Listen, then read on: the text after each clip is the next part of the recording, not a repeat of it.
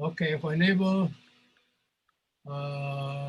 want to start, I can.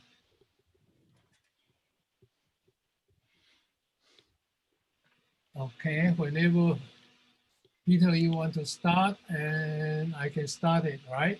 One moment, we are starting recording. You can start.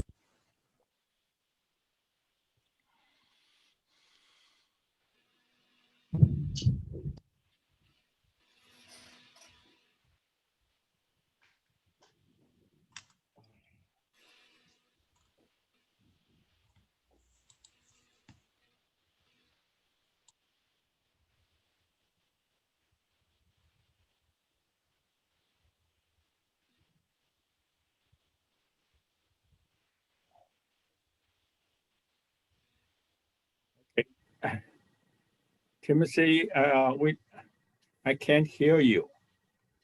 Are you talking? Okay, I'm talking now. Hear me? You can start Yeah. anytime. You can begin.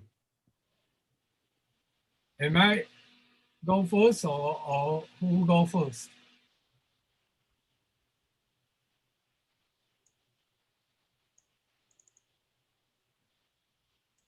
Peter? Floor? Can you hear me? Hello? Yeah, yeah.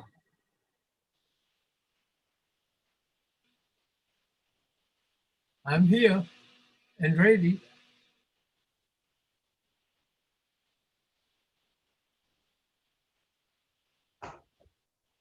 You hear me?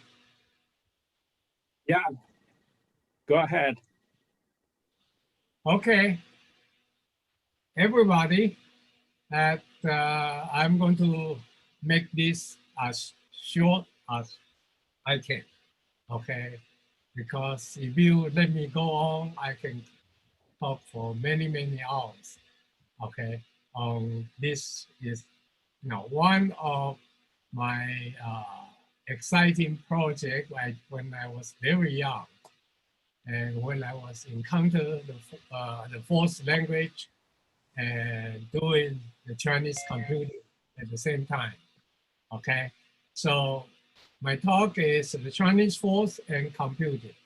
Actually, there is something to do with F83, but let me kind of uh, bring up a little bit on my encounter with force, because at that time I need to find a back to 1980s, the personal computer just started, and I need at the same time I need to find a way to build a Chinese typewriter so that I can write more legible and my mom won't get upset.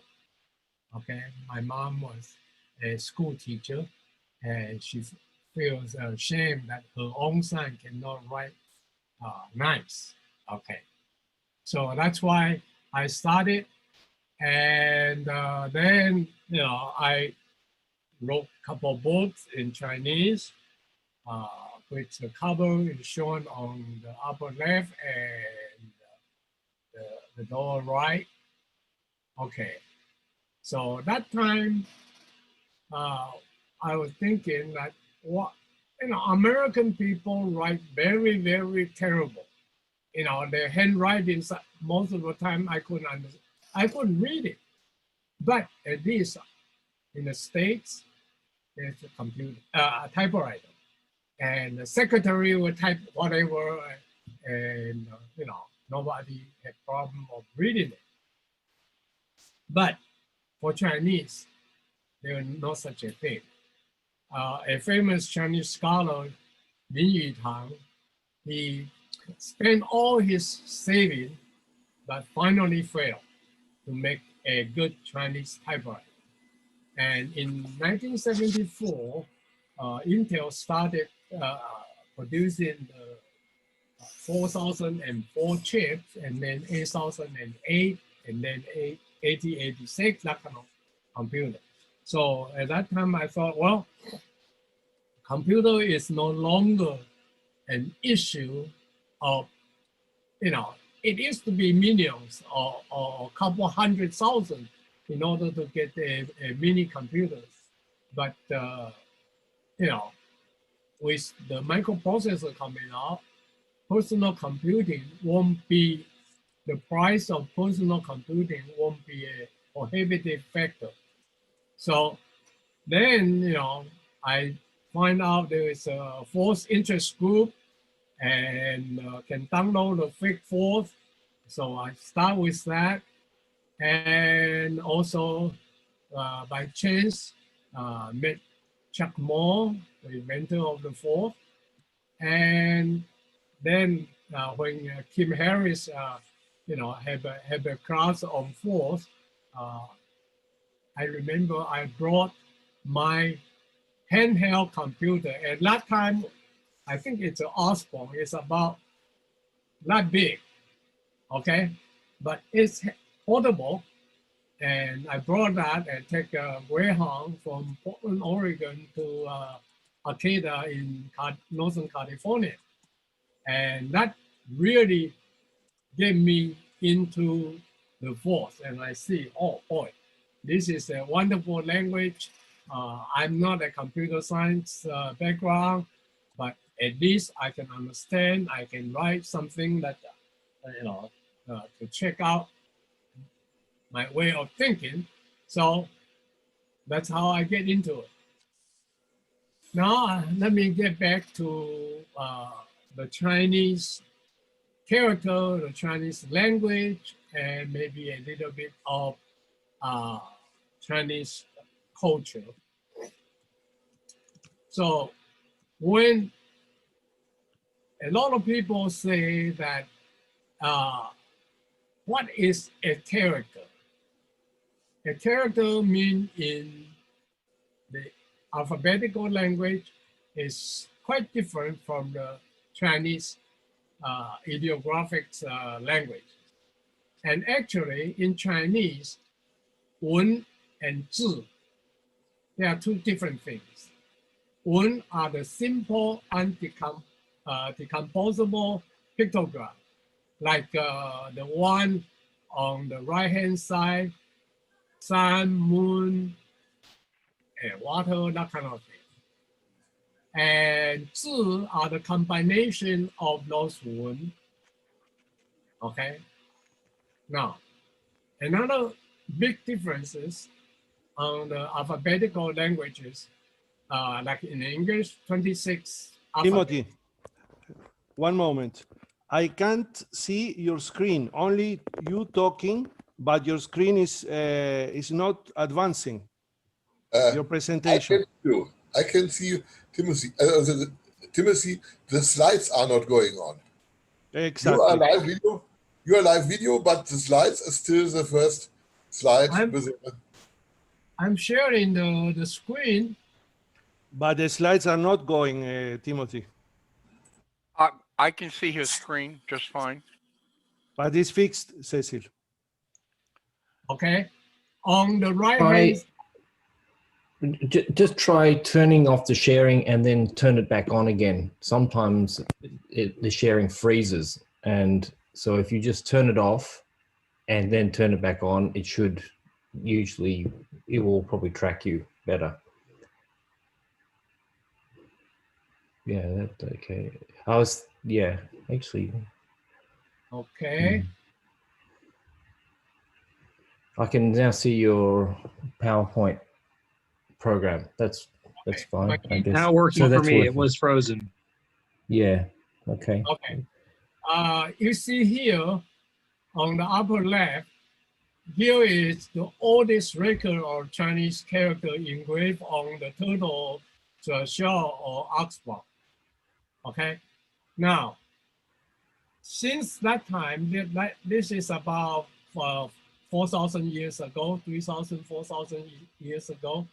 Since then, the number of Chinese characters increased. This chart on the lower left side is how many characters increased. till the 1989, there was 75,684 characters. Okay, and according to my calculation, almost every 3 days there is a new Chinese characters comes out. Okay. Holy cow! How do you hold up? So for the alphabetical language, the alphabets are a closed number set, but for the Chinese, it's an open set. We don't know, and nobody actually can control the number of new characters. Okay, the government can say, encourage you not to create new Chinese characters, but the new concept comes out. Somehow people start use a new character. There's nothing that the government can do. Okay, so let's go the next one. And let's look at this. A Chinese character are composed of what I call the root, and each root is composed of the stroke, which equivalent to the English word and alphabet are made from the stroke. Okay, this is my thought of my understanding of the Chinese character. So all the 75,000 Chinese characters can actually be defined by a set of the basic stroke, which, according to one study, 32 of it. Okay, 32 basic strokes. Okay, now for the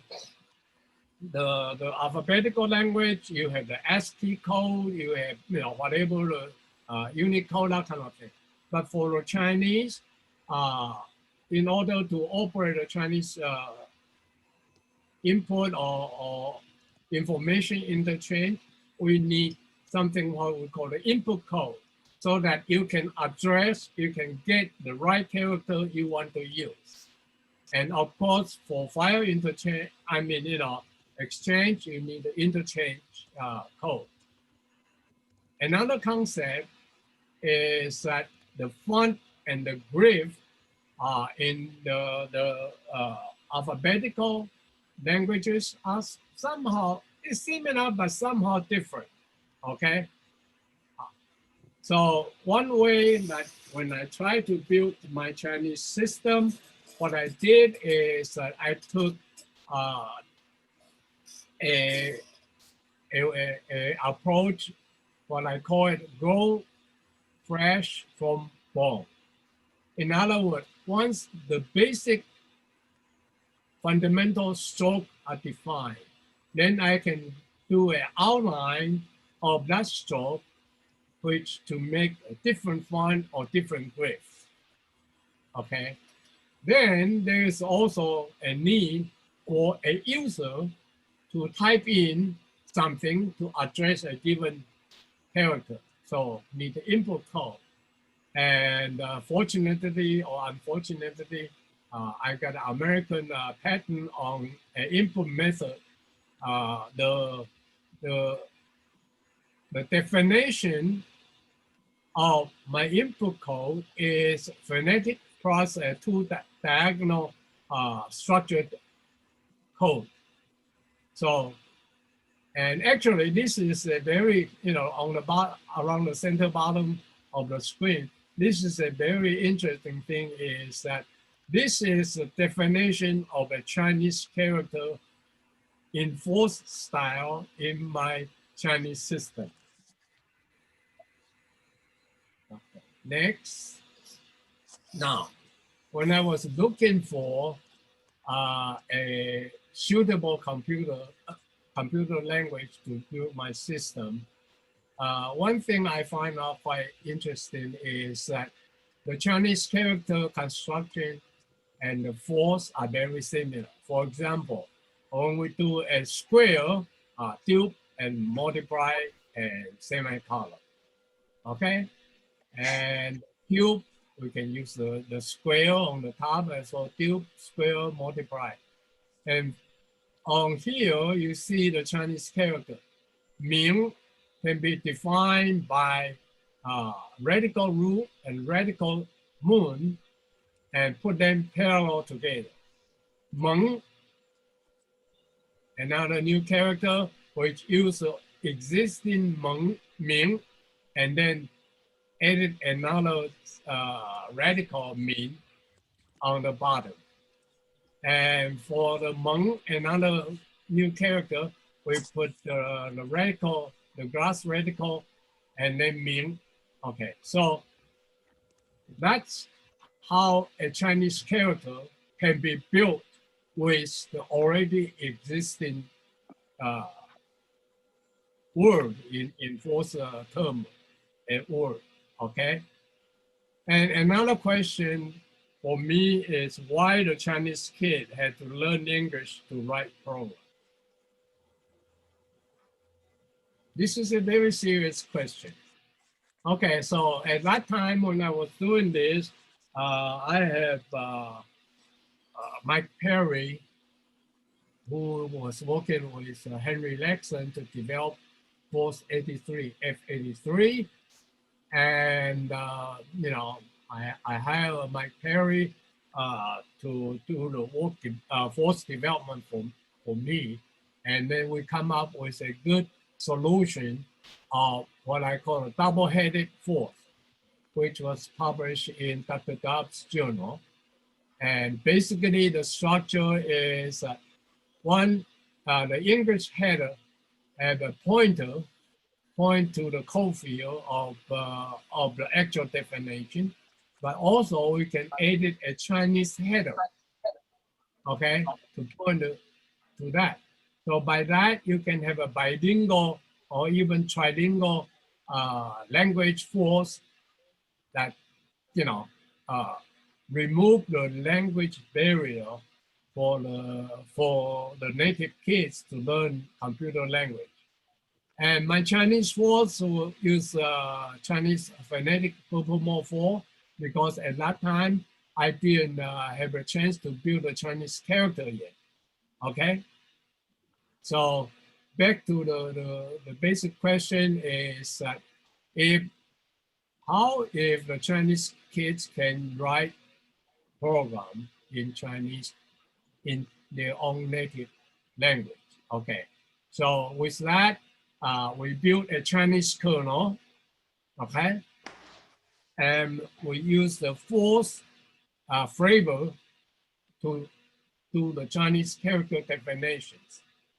For example, here at the lower right, this is a definition, the stroke, I mean the root, a given root definition. Then once that is defined, we can go to the top and to define a Chinese character with these roots, okay? And here are the operators, and here are the interchange code. And this line, this column is my DAI code to input to look for a character inside my system. Now, with this architecture, each Chinese character will only take up 16 bytes. Okay. Now, at that time, I didn't have the time because I started a company and then finally run out of money. I think a lot of people not understand that this kind of, have this kind of experience. And so actually it's not fully finished. But anyhow, I was able to do a Chinese word processor. And this is the letter that in 1984, February 22nd, I used my system to write my mom a letter, okay? The character go from the first paragraph, go from left to right, left to right, left to right, okay? But also the middle section can go from top to bottom. Okay, and the last part is from right to left, just like Arabic language. Okay, and it was done in force quite easily. So can we kind of unite all the computer language? I don't think so. It's Tower of Babel, right? The C guys will hate us, and the Pascal guy will say, you guys are crazy. Okay, we don't care. Okay, but one thing is that language and writing difference cause philosophical thinking and cultural differences. For example, in Chinese, we usually don't care that much about the tense, the gender, the numbers, that kind of thing. 1 book, 2 books, 3 books, 4 books, no S. Okay, that's, and then, you know, before quickly I am going to finish this. The one thing is that I think this is a very interesting idea is, what is a big one? By the way, that's my name in Chinese. And what is a little one? The big one is something that nothing can be bigger than that. That's called big one. The smaller one is something that nothing can be smaller than that. And in mathematical terms, that's, you know, plus infinitive and minus infinitive, okay? But this kind of concept come up in Chinese history about at least 2,000 years ago. So what I'm asking is that, can we start it from software and to hardware, from the Chinese character, Chinese culture, as a starting point, rather than based on the American or alphabetical language. So my wish, I hope somebody can carry on to popularize the Chinese force. The Chinese kid can use their own mother tongue to write program. Okay. Also, you know, as now, I think, you know, we've been discussed multi-kernel force CPU, which is Designing my own computer. available, not popular, but available. Okay, and my personal need recently is that I do a lot of homography processing, and the image file could be 100 gigabytes. Okay, so I need something really powerful to do those image processing. Okay, so that's it, and I think I use more than allows for me. But here is my FORTH computer Novix chip. Thank you.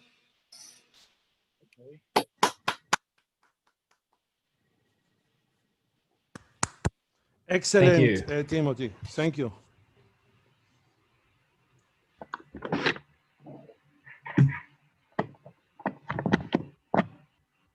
Now is the turn of Philip.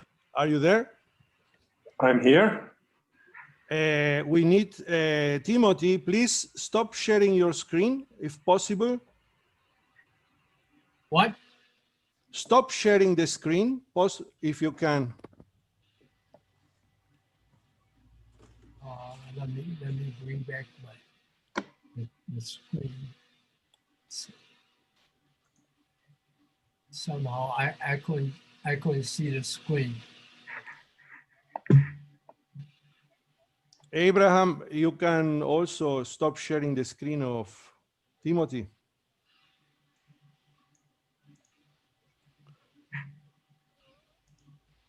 Timothy, below on the bottom of your screen, where the share button. Yeah, just click the green button. The green. The green button in the middle. At the bottom. Of Zoom.